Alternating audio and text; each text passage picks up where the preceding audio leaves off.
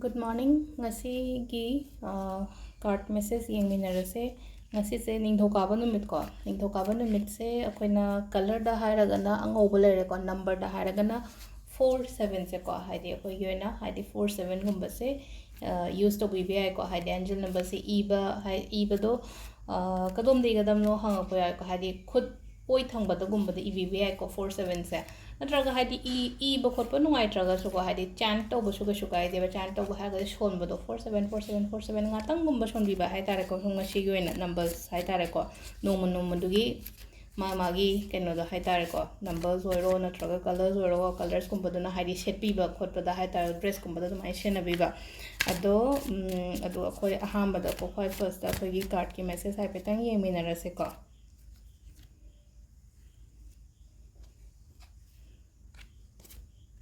Sile ahum se ko card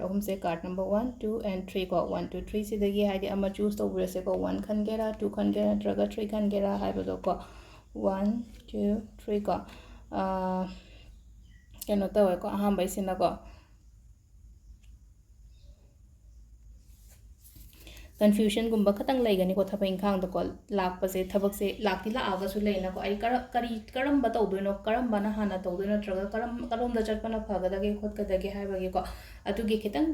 clear oida ba hai tare ko adu clear oida ba do phasana khanda biyo ko haidi si thabak se tawraga na engonda kayam karai phawba kana gani kana roi haiba do hai tare ko adu ge matung ina chatpi ba hai tare ko sida haidi opportunities hai tare ko khradi lakani ko dum haidi khudung jaba khradi dum lakpo oiba do hai tare ngasi gi oina hara yenga badina ko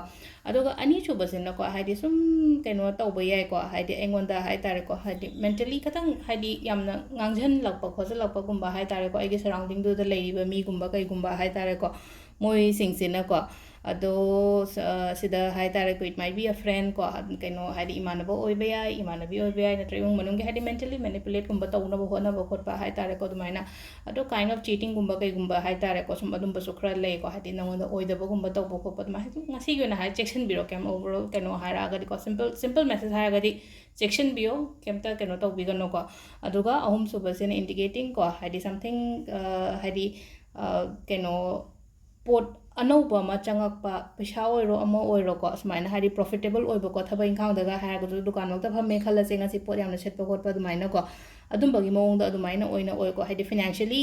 hai tare ko amu hena gain oiba hai tare ko haidi financially gain oiba ha ga ina pot yon matam da pot to map shetlaga di haidi financially gain ha ba do oire dana ko aduni ko sida haise ko message se aduga